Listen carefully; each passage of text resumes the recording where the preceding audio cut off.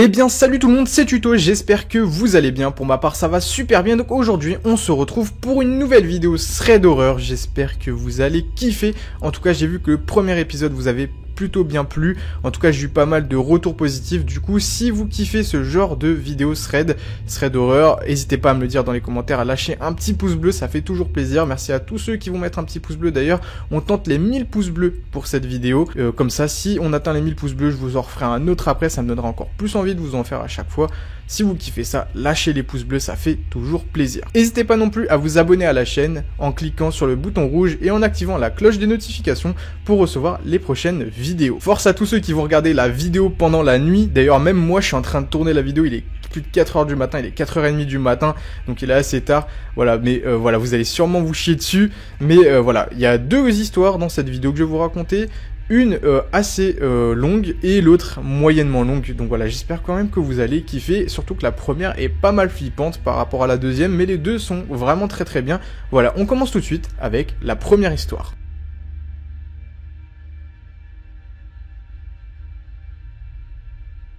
Cette première histoire, elle a été racontée par Alexandre. Donc Alexandre, à l'époque, il a 21 ans quand il vit cette histoire-là, et du coup c'était pendant l'année 2016. Alexandre vit à Bruxelles, voilà, tout va bien pour lui, c'est un jeune, il a envie d'explorer de nouveaux horizons, donc il aimerait bien partir, pourquoi pas, aux États-Unis, voyager, etc. Justement, suite à ça, il a eu une opportunité d'embauche aux États-Unis, donc suite à ça, il est directement parti, il a saisi l'opportunité. Voilà, pour kiffer tout simplement. En plus de ça, c'est cool, Alexandre il a de la famille aux États-Unis, du coup il va profiter de ça pour aller les voir au passage. En plus il les a jamais vus de sa vie, du coup il est très content de pouvoir les rencontrer pour la première fois. Donc là il prend l'avion, donc il part de Bruxelles, il arrive à l'aéroport de Washington Dulles au bout de 8h30 de vol, et il est en train de faire la connaissance avec son cousin Alex, qui l'attendait du coup à l'aéroport. Il est venu le chercher directement à l'aéroport. Là tous les deux ils vont rentrer du coup chez son cousin Alex, et il va faire la rencontre du coup de ses parents. Jusque là tout va pour le mieux, il est très content, ses parents sont très gentils, et il lui propose même de rester chez eux pendant quelques temps, juste le temps qu'il puisse voilà, travailler, économiser un petit peu et se trouver un autre logement. Une semaine s'écoule, Alex commence son premier jour de travail aux États-Unis. Rien à dire, pour lui, tout est bien, il est super heureux. Pendant quelques temps, quelques jours après, il a réussi à économiser un petit peu grâce à son travail, il a réussi à mettre un peu de côté, du coup il commence à faire des visites de logements, d'appartements ou autres, pour pouvoir justement partir de ses propres ailes aux États-Unis. Le seul souci pour lui, c'est qu'en visitant tous ces appartements, il se rend compte que c'est vraiment hors de prix. Pour lui, c'est vraiment pas possible. C'est entre 1000 et 2500 $ par mois, donc c'est beaucoup trop cher. Et du coup, il va aller chercher une autre alternative à ça. Du coup, il se renseigne et il a finalement trouvé une autre solution. La solution qui est de, du coup, être logé par quelqu'un d'autre. Il se fait loger en fait par des gens qui prennent des voyageurs ou des étudiants pour beaucoup moins cher, du coup là pour 500 $ par mois seulement. Donc pour lui tout va bien, c'est beaucoup mieux, c'est beaucoup plus intéressant. Donc là il a trouvé un logement, il rencontre la propriétaire pour la première fois, donc ça s'appelle Christy, cette propriétaire du logement où il va pouvoir aller après. Il commence à faire la visite avec Christy, tout va bien. La maison elle est tout à fait normale, il se sent très bien là-bas, du coup il décide de signer un bail ou un contrat avec Christy pour pouvoir du coup emménager là-bas. En plus de ça, c'est le seul locataire de la maison, au moins il est peinard. Quelques jours après, il emménage finalement dans cette nouvelle maison. Il déballe les affaires dans sa chambre, etc. Il commence à les ranger et juste après ça, il va faire un petit tour, une autre petite visite de la maison. Donc il revisite la maison tranquillement, tout seul, il est tout seul là-bas, et en faisant la petite visite de la maison, il découvre une pièce qui ressemble à une pièce un peu commémorative. Dans cette pièce, il voit des photos avec une fille et sa mère et plein de bougies partout. Là, il commence à se rapprocher un petit peu des photos et finalement, il voit qu'il y a une fille et sa mère, et du coup, et que cette mère, c'est la propriétaire de la maison, c'est Christy. Donc sur ces photos, il voit Christy et sa fille qu'on va appeler Amber. Sur ces photos, il va s'apercevoir qu'Amber, elle est handicapée, elle est en fauteuil roulant sur les photos. Du coup, il se doute bien qu'elle est sûrement paralysée ou autre chose. Forcément, du coup, Alexandre, il est empathique par rapport à ça, il se dit qu'il a un peu de peine pour Christy, qui est la propriétaire, par rapport à sa fille, qui voit comme ça sur la photo. Quelques heures après, la nuit arrive, et du coup, Alexandre, il décide d'aller dormir. Vers 3h du matin, il se réveille parce qu'il a terriblement froid, et même pour vous dire, il nous nous dit que ses dents claquaient carrément. Donc là, il sort de la chambre et il se rend compte qu'à l'extérieur de la chambre, il fait pas si froid que ça, il fait 24 degrés, donc une température ambiante tout à fait normale, correcte. Il se pose pas forcément de questions, il retourne dans son lit pour se rendormir directement. Le lendemain, il se réveille, pour lui, c'est toutes les mêmes journées, c'est en gros métro, boulot, dodo, il se réveille, il s'habille, etc., il se lave, voilà, il va travailler. Il rentre du travail, il redort et il refait les mêmes journées, ainsi de suite. Un jour, il est assez fatigué, du coup, il décide de se prendre des congés pour passer du bon temps et se reposer un petit peu. Du coup, pour son jour de congé, il se lève un petit peu plus tard, il se lève à 8h30 du matin et il entend des bruits de vaisselle dans la cuisine, à savoir que la cuisine se trouve juste en dessous de sa chambre. Du coup, il se dit que ça doit être la propriétaire, du coup, il décide d'aller en bas et de dire bonjour à Christy. Donc là, il va se rendre à la cuisine, tout simplement. Jusqu'au moment où il arrive dans la cuisine, le bruit avait continué, voilà, de se faire, le bruit qu'il entendait de sa chambre, mais dès qu'il arrive à la cuisine, plus rien. Donc là, Alexandre, il est en train de se chier dessus, il se sent observé, il est complètement pétrifié. Donc là, il est en train de se dire que c'était rien, il est en train de rationaliser, et tout d'un coup, quelques minutes après, il entend à nouveau du bruit. Et le bruit, d'où il vient cette fois? De sa chambre. Donc là, il retourne dans sa chambre, et cavale, et dès qu'il ouvre la porte, plus rien de nouveau. Donc après ce jour-là, il a continué sa petite journée, et il s'est plus posé vraiment de questions, mais il reste toujours angoissé. Donc là, Alexandre, il va reprendre le travail, mais il est assez angoissé.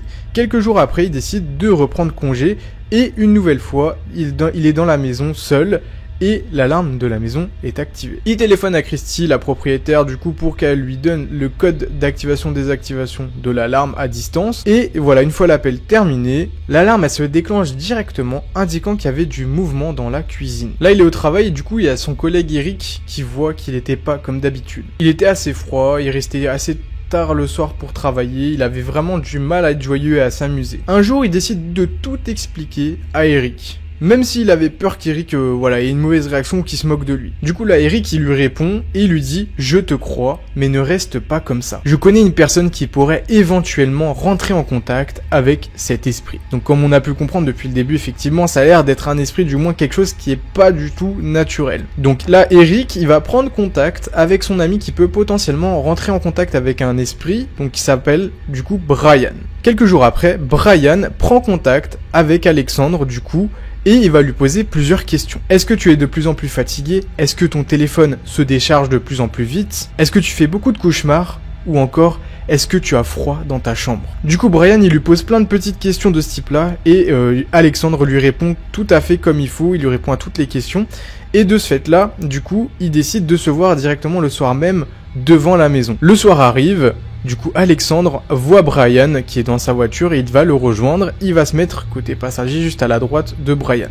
Donc là, Brian, il lui dit qu'avec toutes les réponses que Alexandre lui a données, il va pas rentrer dans la maison, il va directement vouloir faire autre chose. Il veut passer un essai de Spirit Box ou de Ghost Box. En gros, une Spirit Box, c'est un phénomène de voix électronique. Ça veut dire que grâce à cet appareil, on va passer par des fréquences et l'entité va pouvoir communiquer directement avec nous. Donc là, il y a Brian qui active son appareil et il commence à poser des questions. Donc là, Brian pose certaines questions et il dit « Est-ce qu'il y a quelqu'un parmi nous? Amber, est-ce que tu es là? Amber, est-ce que tu es ici avec nous ?»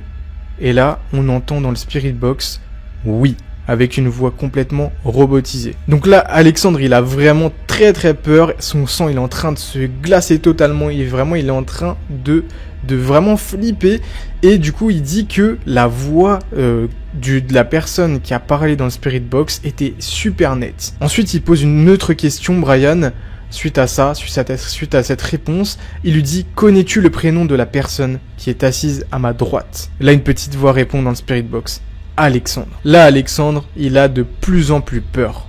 Là, d'autres questions s'enchaînent, et vraiment même des questions assez personnelles, du genre, par exemple, le prénom des parents d'Alexandre, de son chien, de ce qu'il faisait en Belgique, de ce qu'il faisait aux États-Unis, etc. Toutes les réponses données étaient correctes. Puis ensuite, après tout ça, plus rien, silence, total silence radio. Toujours dans la voiture, il est 3h du matin, et là, il voit la lumière extérieure de la porte d'entrée qui est en train de crésiller. Là, Brian, il rallume son appareil, et il va reposer une nouvelle question. Il va dire « Amber, c'est toi? Si c'est toi, que fais-tu » Et là, l'appareil, il a réceptionné une réponse totalement glaçante. C'était « Je rampe ». Il y a Brian qui lui demande « Où vas-tu » Amber, elle répond « Je viens ». Brian lui dit « Où es-tu maintenant » Et Amber lui répond « Je suis là ». Et donc là, ils ont compris qu'Amber, elle était là, que c'était bien un esprit qui était là, la fille de Christy. Là, la voiture, elle commence à complètement déconner, l'électronique, il commence à complètement devenir défectueux. Les clignotants, ils fonctionnaient tout seuls, les essuie-glaces, pareil. Les phares, ils s'allumaient, ils s'éteignaient. La radio, elle commençait à s'allumer toute seule, à s'éteindre, à grésiller. Enfin bref, un bordel total. Des fréquences complètement bizarres. En gros, Amber a voulu faire comprendre à Alexandre qu'elle n'aimait pas que Alexandre soit non seulement dans la maison, mais qu'en plus de ça, il dorme dans sa chambre. Donc on l'a bien compris, Amber était bien un esprit qui hantait cette maison. Elle était bien décédée, c'était la fille de la propriétaire. Et du coup, Alexandre nous dit qu'aujourd'hui, il a 26 ans et que cette histoire l'hante toujours. Il a toujours un flip de se rappeler de cette histoire. Donc voilà, en tout cas, cette première histoire m'a vraiment fait bader perso. Je sais pas ce que vous en pensez. Dites-moi en commentaire et on va tout de suite passer sur la deuxième histoire. C'est parti.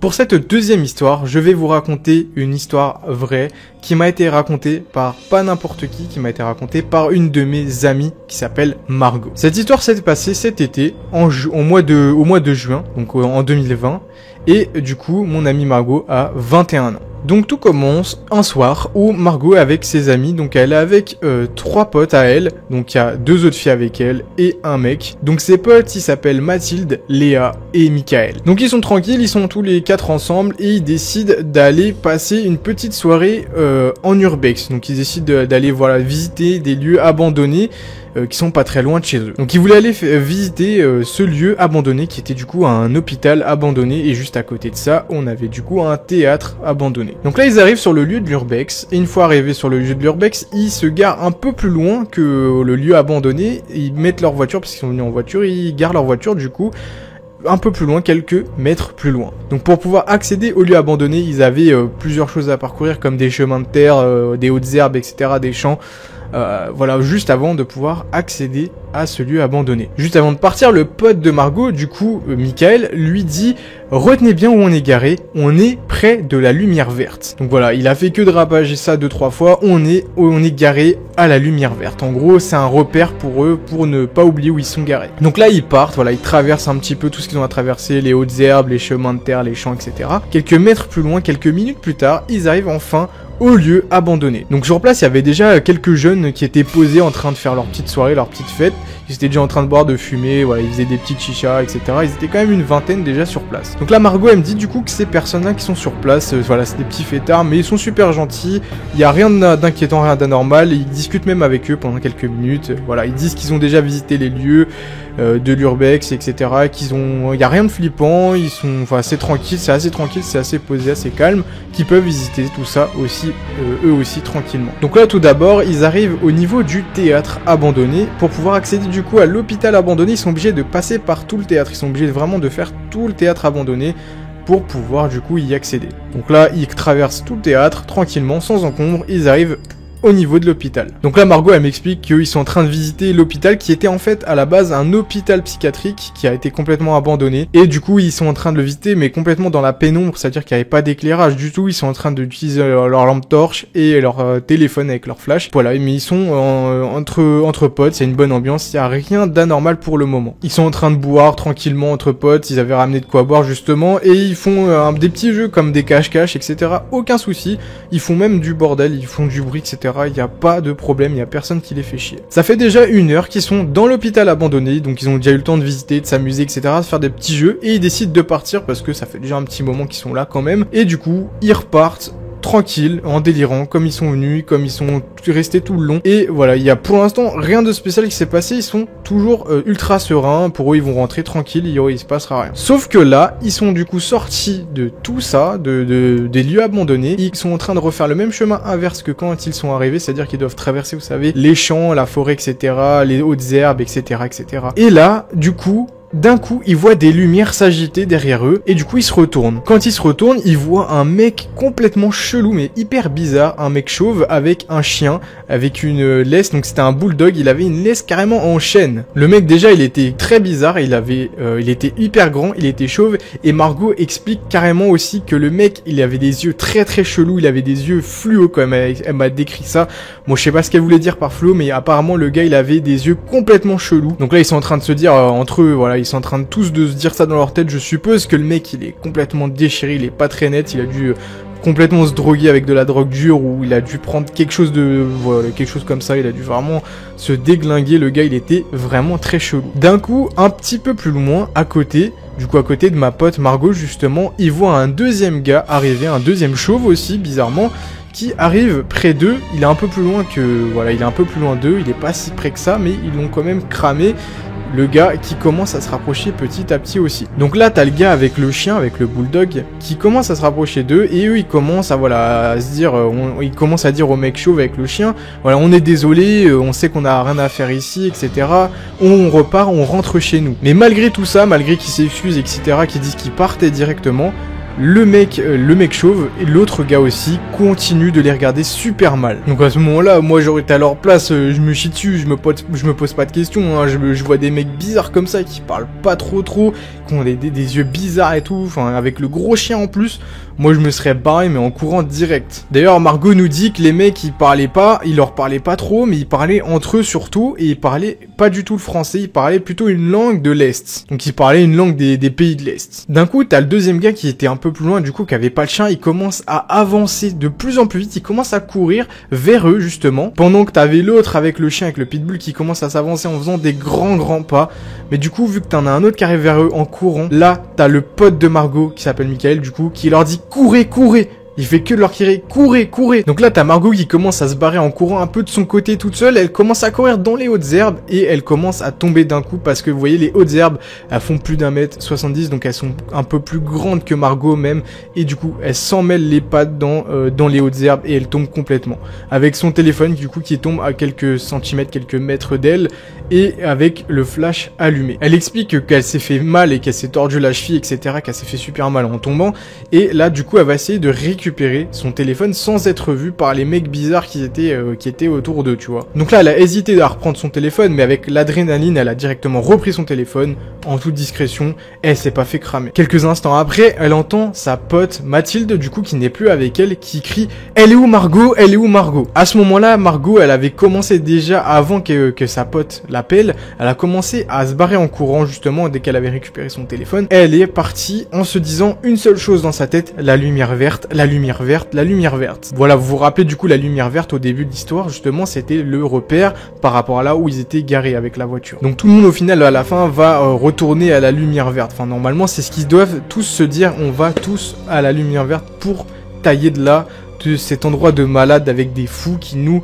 pourchasse complètement, c'est même pas ce qu'ils nous veulent. Du coup Margot c'est la première à arriver à la voiture, au niveau de la voiture, à la lumière verte justement, et là elle va se cacher derrière la voiture ou derrière une voiture, en tout cas de ce qu'elle se rappelle, elle s'est cachée derrière une voiture. En plus à ce moment-là elle était complètement en flip, elle commence à entendre des gens qui courent, des gens qui crient, des gens qui agitent des lumières partout, elle entend qu'il y a pas mal de monde qui s'agite, donc elle comprend que les deux mecs chauves ils étaient absolument pas tout seuls. De leur côté du coup, il y a Mathilde et Léa qui sont toutes les deux toutes seules, elles se sont barrées ensemble, du coup elles se sont cachées dans les hautes herbes. De son côté là il y a Mickaël qui se fait poursuivre par un des deux chauves, donc celui qui avait pas le chien, et du coup il essaie de les attirer pour que les filles puissent elles s'enfuir de leur côté, pour que justement les mecs bizarres ne poursuivent pas les filles, et justement que ça soit Mickaël qui les attire ailleurs pour éloigner au maximum les filles, et justement ensuite les semer et rejoindre ensuite les filles pour se barrer de cet endroit de malade. Pendant ce temps-là, on a Mathilde et Léa qui sont cachés dans les hautes herbes et qui voient qu'il y a toujours le mec grand et chauve avec son pitbull qu'il tenait avec une laisse en chaîne qui s'est complètement pété la gueule, il est tombé par terre. Dès qu'elles ont vu ça, elles ont décidé directement de partir toutes les deux et de se barrer. Elles prennent elles enjambent les hautes herbes comme elles peuvent, elles courent comme elles peuvent et elles se dirigent vers la voiture au plus vite à la lumière verte. Au bout de quelques minutes, elles arrivent enfin à la lumière verte, du coup à la voiture. Elles retrouvent la Margot qui est juste à côté. Elles montent toutes ensemble, toutes les filles, donc les 3 filles, montent dans la voiture et maintenant elles vont essayer de recontacter leur ami Michael pour savoir où il est, ce qu'il fait et pouvoir le récupérer et se barrer. Malheureusement, elles voient Michael nulle part, elles l'entendent pas non plus, elles savent pas du tout où il est, elles essayent de l'appeler, elles essayent de lui envoyer des messages et tout. Elles avaient eu aucune nouvelle pendant pratiquement 30 minutes, c'est énorme. Donc pendant toutes ces 30 minutes là, Michael en fait il est en train de se faire sûrement courser de ce qu'il a pu raconter après. Il se faisait courser par les mecs encore une fois. Et voilà, et pendant qu'il est en train de se barrer, il essayait d'appeler la police. Voilà, pour les prévenir qu'il y avait des mecs complètement bizarres qui le pourchassaient. Au bout d'un moment, il y a Michael qui a réussi, à force de courir, il voit un bâtiment éclairé avec de la lumière à l'intérieur et de la lumière juste à l'extérieur, tout devant le bâtiment. Il a essayé de rentrer dedans pour pouvoir se cacher, mais il était fermé, donc il a pas pu, il a dû repartir. Quelques minutes plus tard, du coup, au bout de ces 30 minutes d'attente que les filles ont attendu dans la voiture, il répond enfin aux filles et il leur dit que tout va bien, il a réussi à semer ces mecs chelous, ces mecs bizarres qui les pourchassaient et il réussit du coup à revenir vers les filles et à monter avec elles dans la voiture. Une fois qu'ils sont tous montés dans la voiture, ils démarrent en trombe et ils se taillent directement et ils vont chez Michael parce que là ils étaient complètement choqués, ils étaient en flip, ils savaient pas ce que les mecs leur voulaient, ils pouvaient leur faire des trucs bizarres et vu la façon dont les mecs les ont accostés, donc la façon dont ils les ont pourchassés, forcément qu'ils leur voulaient pas du bien. En plus, Margot a dit qu'ils étaient très bizarres, ils étaient habillés bizarrement, ils étaient chauves pour la plupart de ce qu'ils ont pu voir. Et ils étaient trop chelous, ils avaient des yeux complètement éclatés, ils étaient bizarres, les yeux fluo comme elle dit Margot. Enfin bref, les mecs ils devaient sûrement se droguer ou faire je sais pas trop quoi, ils pensent même, je pense aussi c'est fort probable que c'était des mecs voilà, qui faisaient partie d'une secte, voilà, qui faisaient des rites sataniques ou je sais pas trop quoi. Enfin bref, des trucs hyper glauques, hyper bizarres. Du coup, à partir de ce jour-là, Margot et ses potes, ils se sont dit plus jamais d'Urbex, plus jamais, jamais. Parce que les mecs là-bas, sûrement qui squattaient le lieu de l'Urbex pour faire des rites sataniques ou des choses cheloues, ou se droguer avec de la drogue bizarre. Enfin bref, ils faisaient sûrement des trucs complètement ouf. Enfin bref, voilà. Vous avez compris, c'était des mecs chelous, quoi. Et en plus, ça se trouve, il y en avait plein, ils étaient vraiment en meute, ça se trouve. Parce que comme ils ont dit, comme Margot a dit, elle voyait plein de lumière et plein de voix tourner, etc., qui les cherchaient, pendant que les autres étaient encore cachés, ou en tout cas qu'ils étaient pas avec elle. Donc voilà, c'était des mecs vraiment, on sait pas ce qu'ils leur voulaient, mais en tout cas c'est sûr qu'ils leur voulaient pas du bien du tout, quoi. Donc voilà, c'est la fin du thread d'horreur. Donc je vous ai raconté 2 petites histoires, donc la première était un peu plus longue, la deuxième moyennement longue. En tout cas j'espère qu'elles vous auront plu, ça vous aura fait un bon petit épisode. J'espère que voilà, j'ai mieux raconté que la dernière fois, parce que j'ai eu pas mal de remarques comme quoi on me disait que je racontais bien, mais que je bégayais un petit peu. Donc voilà, j'essaie de faire des efforts, de préparer ça beaucoup mieux. Et j'espère en tout cas que ça vous aura plu. N'hésitez pas à lâcher le petit pouce bleu. On tente les 1000 pouces bleus sur ce petit thread d'horreur, enfin ce gros thread d'horreur du coup. N'hésitez pas à mettre les petits pouces bleus. Si on atteint les plus de 1000 pouces bleus, je vous referai un autre épisode très très vite. Je vous prépare ça voilà, au plus vite, il n'y a pas de problème. Dites-moi ce que vous avez pensé de ça dans les commentaires. Moi sur ce, j'espère que la vidéo vous aura plu. N'hésitez pas à vous abonner, la petite cloche. On se retrouve pour une prochaine vidéo. Allez, ciao ciao.